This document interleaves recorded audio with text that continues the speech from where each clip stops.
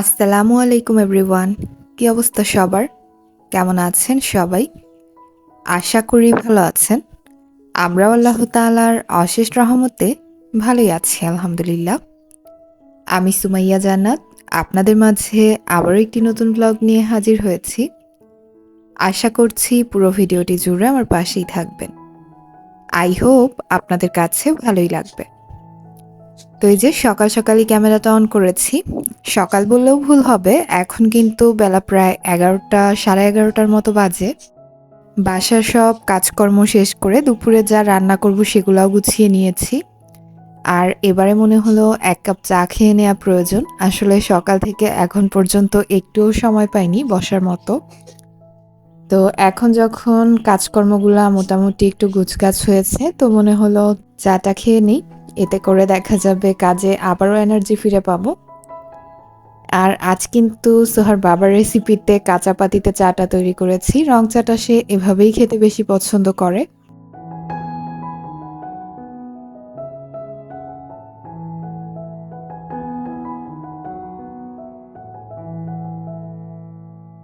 আর এবারে চলেন আপনাদের সাথে কিছু ড্রেস শেয়ার করি ব্লক প্রিন্টের।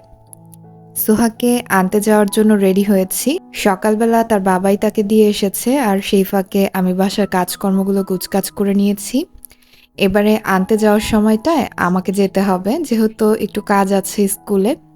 এই যে ড্রেসগুলা দেখতে পাচ্ছেন, এগুলা কিন্তু অর্ডারই। স্কুলের এক ভাবি অর্ডার করেছিল। বেশ অনেকদিন আগে অর্ডারটা করেছিল, বাট সময়টা একটু বেশিই নিয়ে ফেলেছি। তো গতকালই যেহেতু কমপ্লিট হয়েছে, মনে হলো খুব বেশি সময় না নিয়ে ড্রেসগুলা তার হাতে পৌঁছে দেই। তো এই যে এখানে হচ্ছে হালকা স্কাই ব্লু কালারের মাঝে একটা কুর্তি করা হয়েছে, আর সাথে ব্ল্যাক কালারের ওড়না প্যান্ট। বেশ কিছুদিন আগে আমার নিজের জন্য একটা ড্রেস করা হয়েছিল এই টাইপের, তো সেটা দেখার পরে কিন্তু ভাবি ড্রেসটা অনেক বেশি পছন্দ করে আর নিজের জন্যও অর্ডার করে। তো আমারটাই হচ্ছে ওড়না ছিল না, 2 পিস ছিল। তো সে যেহেতু 3 পিস নিবে বলেছে, এজন্য কুর্তিটার সাথে ডিজাইনটা মিল রেখে একটা ওড়নাও করে দেয়া হয়েছে। আর মাঝে মাঝে আপনাদের সাথে এ ধরনের ব্লক প্রিন্টেড ড্রেসগুলো শেয়ার করি। আপনাদের কাছে কেমন লাগে জানি না। আপনাদের কাছে যদি এই পার্টটুকু খারাপ লেগে থাকে তাহলে প্লিজ জানাবেন। আসলে আমার কাছে কোনো ড্রেস তৈরি করার পর আপনাদের সাথে শেয়ার করতে অনেক বেশি ভালো লাগে।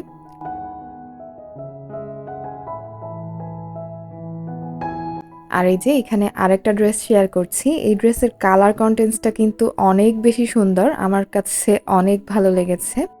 এটা হচ্ছে ব্রাউন আর হালকা চকলেট কালারের মাঝে একটা 2 পিস করা হয়েছে। আর আপনাদের সাথে মাঝে মাঝেই কিন্তু এ ধরনের ড্রেস ডিজাইনগুলো শেয়ার করা হয়। অনেকেরই কিন্তু প্রশ্ন থাকে যে এই কাজগুলো আমি করি কিনা।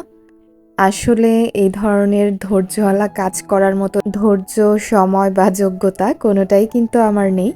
আমি ভাই গৃহিণী মানুষ। সংসারের কাজকর্মের মাঝেই আমার সীমাবদ্ধতা। মনে চেয়েছিল একটু ইউটিউবার হতে, বাট সেটাও কিন্তু এখনো হতে পারিনি। আসলে ২ বছর ধরে কাজ করে যাচ্ছি, সেরকম তো কিছুই করতে পারলাম না। এটা হয়তো আমারই ব্যর্থতা। তো যাই হোক, সেসব কথায় আর না যাই। এই ড্রেসগুলো আসলে আমার বোনের হাতে করা, আর সবসময় তো দেখতেই পান সে কতটা সুন্দর কাজ করে। তার হাতের কাজ আসলেই অনেক বেশি সুন্দর। আল্লাহ কিন্তু সবাইকে সব গুণ দেয় না, তো তার মাঝে এই গুণটা আছে। আর এখন হচ্ছে ড্রেসগুলো নিয়ে সোহাকে পিক করতে চলে এসেছি। আর যার যার ড্রেসগুলো তাদের কাছে কিন্তু বুঝিয়ে দিয়েছি। ওখানে কিছু বেবি ড্রেসও ছিল, বাট সেরকমভাবে আসলে সময় ছিল না হাতে শেয়ার করার মতো। অলরেডি ইস্ত্রি করে প্যাক করা ছিল সেগুলা।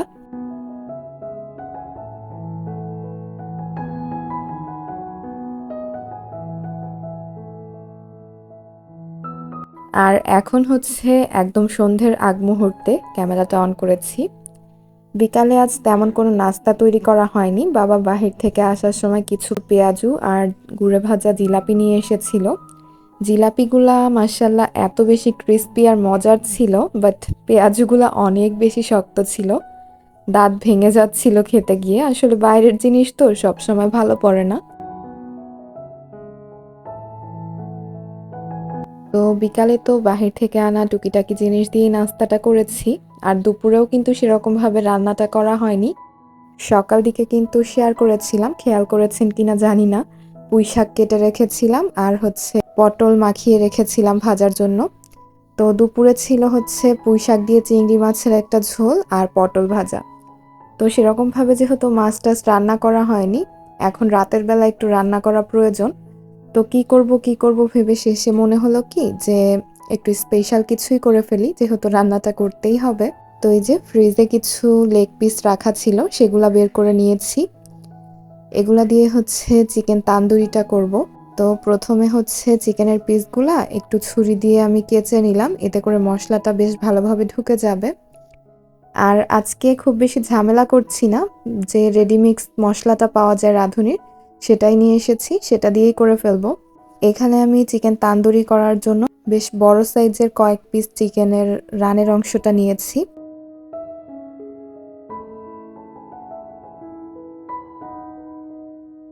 আর সেই সাথে দিয়ে দিলাম লেবুর রস, হালকা চিনি, পরিমাণ মতো লবণ, বাসায় তৈরি করা বাটার মিল্ক। আসলে টক দইটা ছিল না, টক দইয়ের পরিবর্তে বাটার মিল্কটা ইউজ করেছি।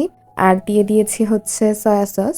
আসলে দেখা যায় কি, প্রপারভাবে কোনো রেসিপি শেয়ার করতে গেলে না, সব ইনগ্রেডিয়েন্টসগুলো দিয়েই কিন্তু শেয়ার করতে হয়। বাট আমি যেহেতু কোনো কুকিং চ্যানেল চালাই না, আমার চ্যানেলটা যেহেতু ব্লগিংয়ের, তো যখন যেটা মনে হয় যেভাবে করি সেগুলাই কিন্তু আপনাদের সাথে শেয়ার করি। রান্নাবান্না বলেন বা কাজকর্ম বলেন, কোনো অংশেই যদি ভুল পান বা কোনো অংশ যদি মনে হয় এটা ঠিক হয়নি, তাহলে কিন্তু আমাকে কমেন্টসের মাধ্যমে ভুল ত্রুটিগুলো ধরিয়ে দিতে পারেন। এতে করে কিন্তু আমি আমার ভুল ত্রুটিগুলো শুধরে নিতে পারবো। তো এই যে সব ইনগ্রেডিয়েন্টসগুলো দিয়ে আমি ভালোভাবে মেখে কিছু সময় রেস্টে রেখে দিব।